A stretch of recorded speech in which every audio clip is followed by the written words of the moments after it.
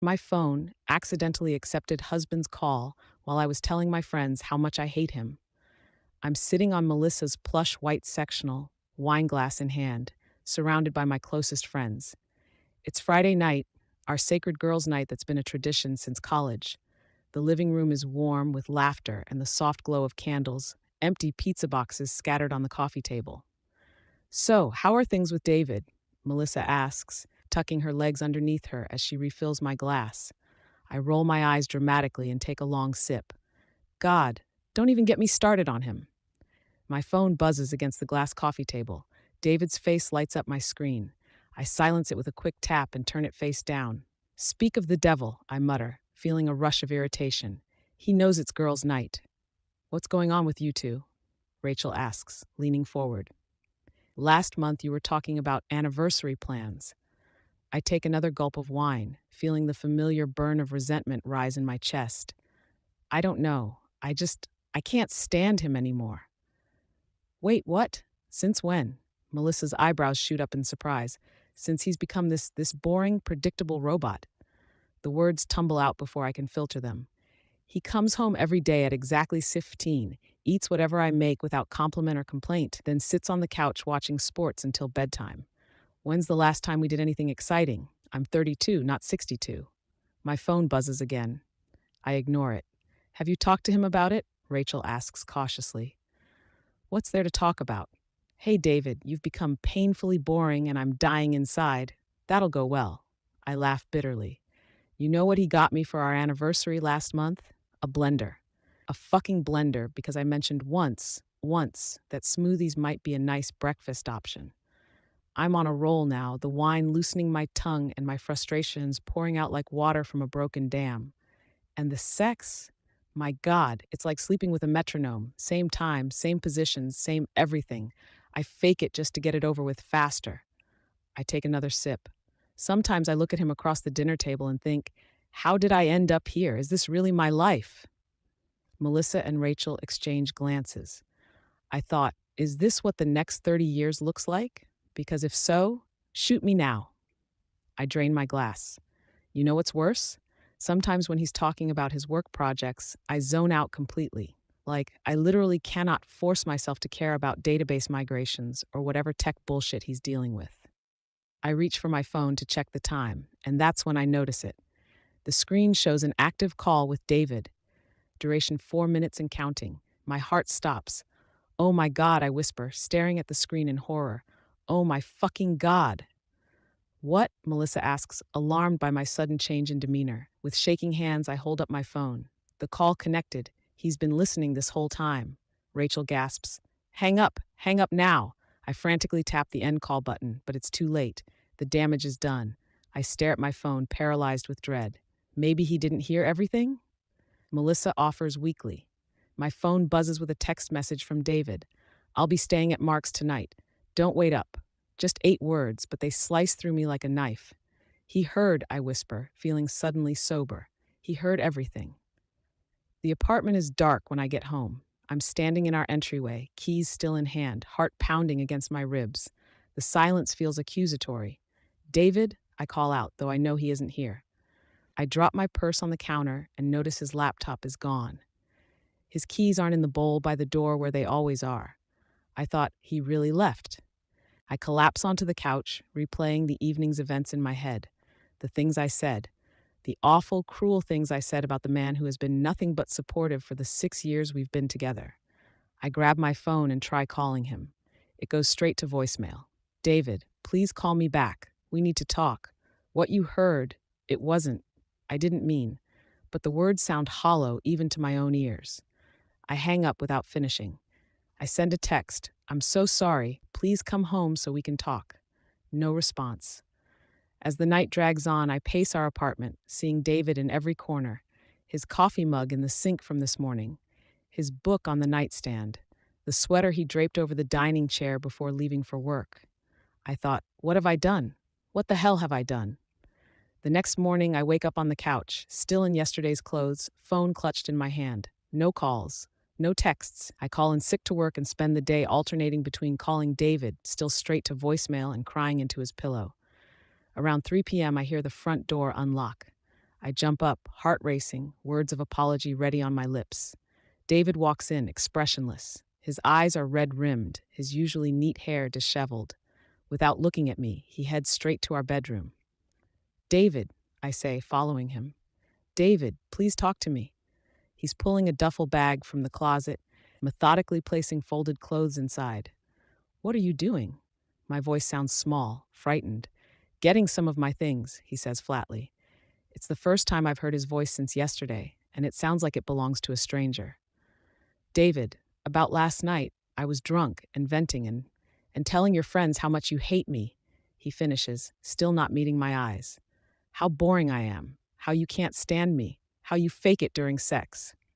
His voice cracks on the last part, and he pauses, taking a deep breath. "I didn't mean those things," I plead, tears streaming down my face. "I was just being dramatic." David finally looks at me, and the hurt in his eyes knocks the breath from my lungs. "The thing is, Sarah," he says quietly, "I think you did mean them. Maybe not exactly how you said it, but the sentiment was real, and I can't unhear it." "Where are you going?" I ask, watching him zip the bag. "I'm staying with Mark for a while. I need time to think." "Think about what?" I ask, though I already know the answer. About whether I want to be with someone who feels that way about me. He shoulders the bag and walks past me. At the doorway, he pauses. "By the way, I bought you that blender because you've been talking about wanting to be healthier, and I thought it would help, not because I couldn't think of anything better." The door closes behind him with a soft click that somehow sounds more final than a slam. 2 weeks later, I'm sitting at our kitchen table surrounded by takeout containers. David hasn't been home since that day, communicating only through brief, impersonal texts about bills or mail. My phone rings. It's Melissa. "Hey," I answer, trying to sound normal. "What's up?" "Just checking in. How are things with David?" I sigh, pushing away a half-eaten carton of lo mein. Non-existent. He's still at Mark's. He came by last weekend to get more clothes while I was out. "Have you tried couples therapy?" Melissa suggests gently. "I've suggested it. He says he's not ready to talk about it yet." I rub my temples, feeling the beginning of another headache. "I don't know what to do, Mel. I've apologized 100 different ways. Give him time," she advises. That was a lot for him to hear. After we hang up, I try calling David again. Voicemail, as usual. I thought, maybe he'll never forgive me. Maybe this is it. The next day at work, I can barely focus. My coworker Jen notices. "Rough night?" she asks, placing a coffee on my desk. "Rough couple of weeks, I admit. David and I are taking some time apart."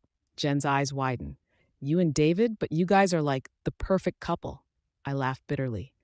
"Yeah, well, turns out I'm pretty good at sabotaging perfect. What happened?" I hesitate, then give her the condensed version. As I speak, I see her expression shift from surprise to something like judgment. "Wow," she says when I finish. "Poor David. I know I messed up," I say defensively. "I'm trying to fix it." Jen just nods, but something in her eyes has changed. By lunchtime, I notice people at work are giving me strange looks.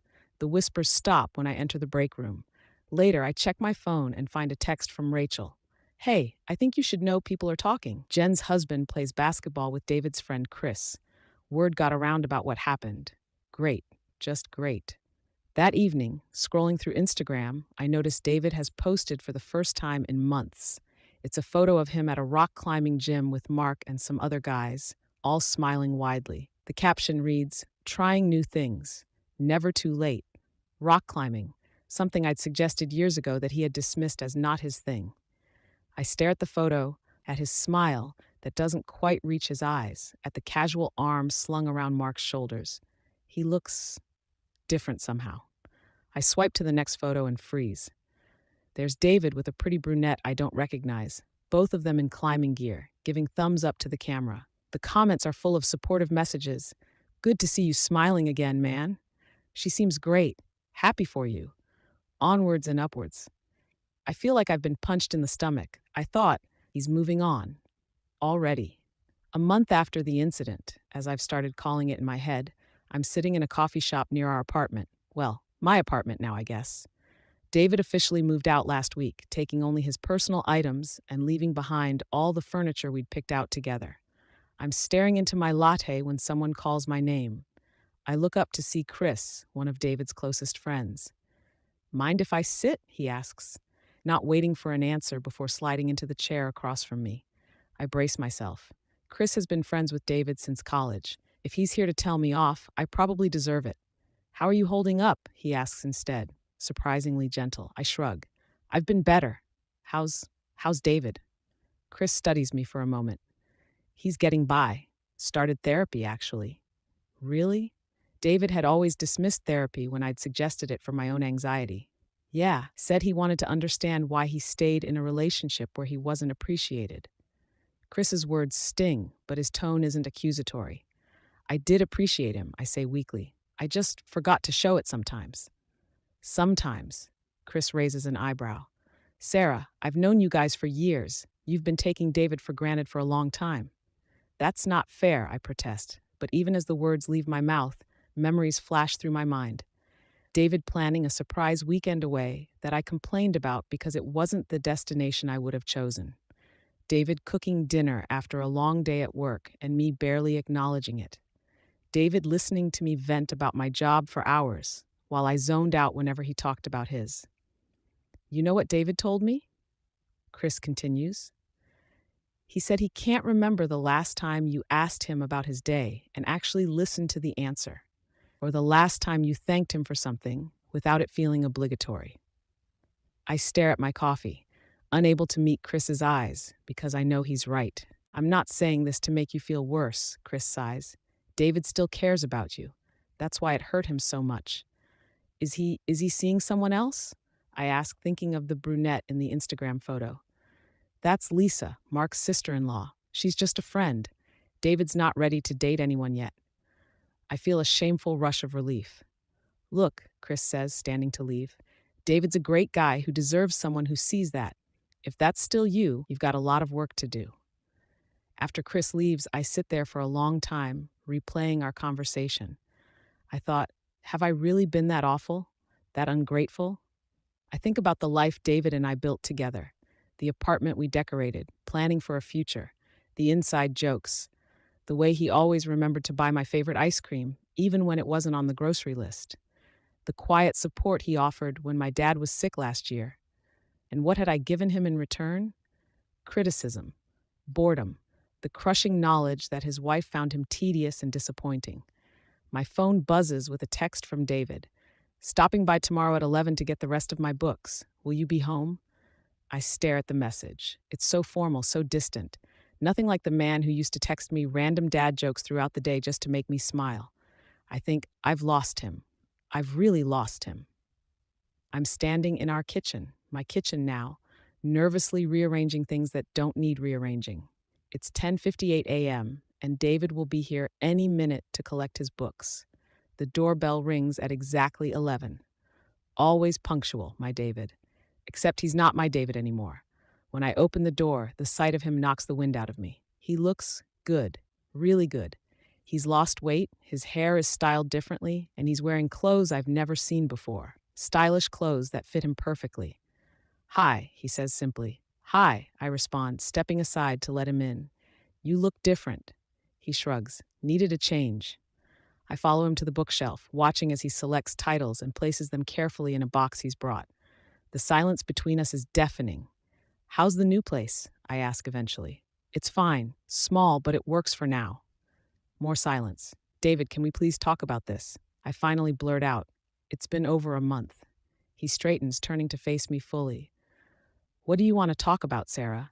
How much you hate being married to me? How boring I am? His words cut through me. I don't hate being married to you, I whisper. I was just frustrated and drunk and saying things I didn't mean. Were you, though? His eyes search mine. Because from where I'm standing, you were finally saying what you really think. And honestly, it explained a lot. What does that mean? It means I've spent the last 5 weeks thinking about our relationship, about how you stopped kissing me goodbye in the mornings 2 years ago, about how you roll your eyes whenever I talk about work, about how you never want to do the things I suggest, but get angry when I'm not enthusiastic about your ideas. I feel tears welling up. I didn't realize.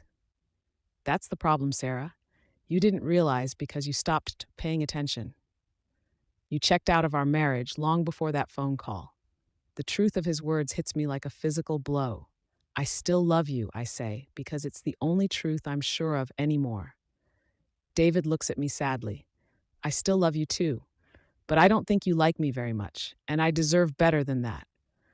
I want to fix this, I plead, stepping toward him. Tell me how to fix this. He shakes his head. I don't think it's that simple. I've been talking to my therapist about this, about us, and I realized something important. What? I ask, afraid of the answer. I realized I've been letting you dictate my value, trying so hard to be what you wanted that I lost myself somewhere along the way. He runs a hand through his hair.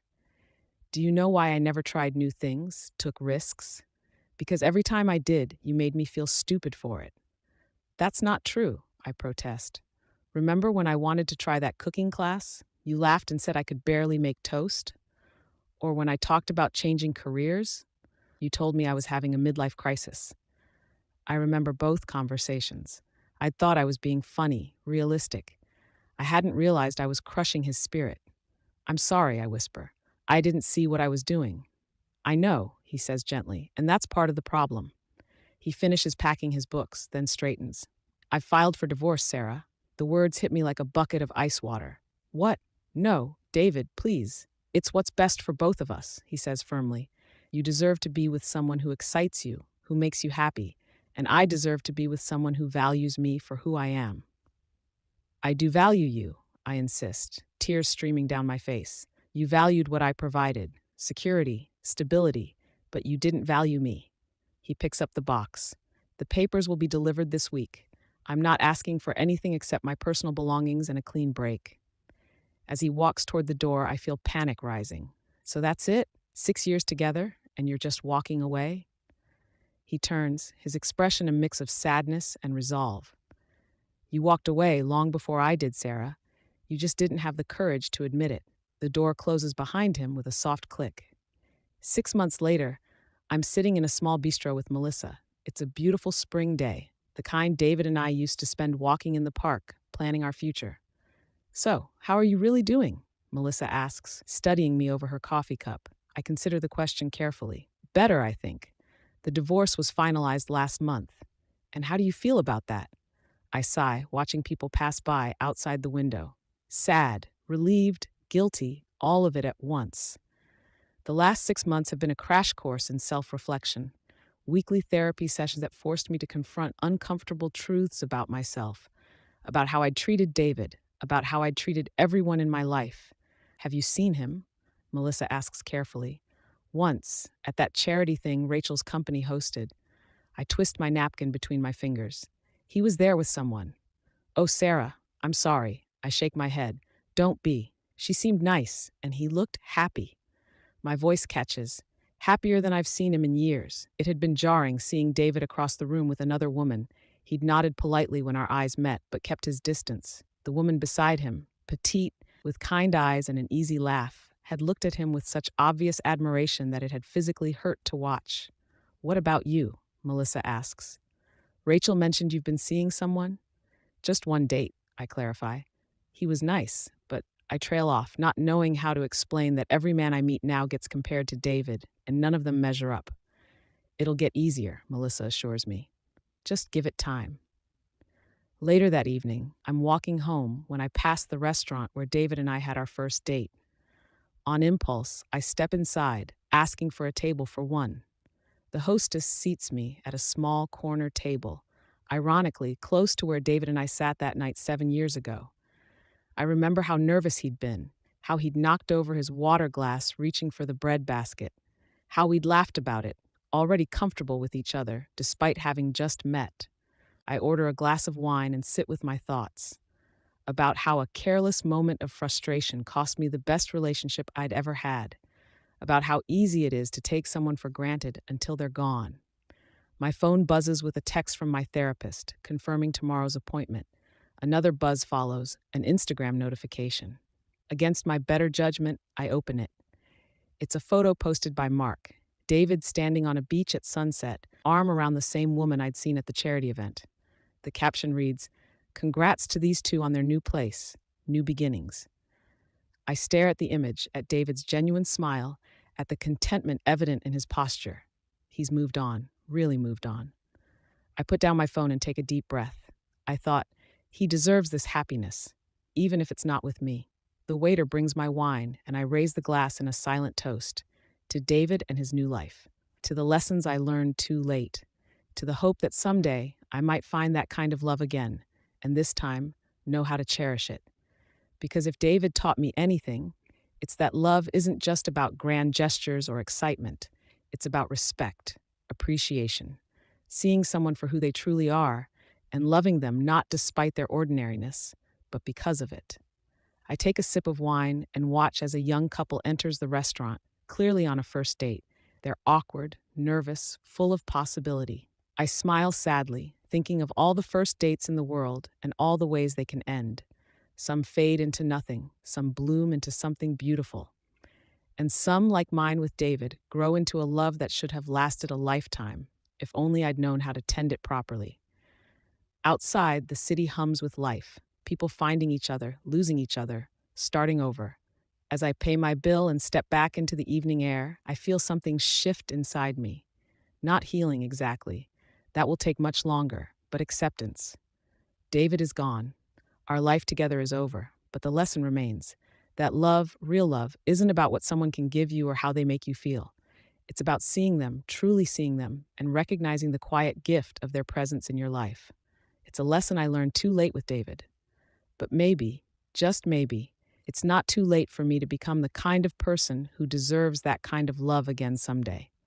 Until then, I walk alone through the city streets, carrying the weight of what I lost and the hope of what I might yet find if I remember to look carefully this time.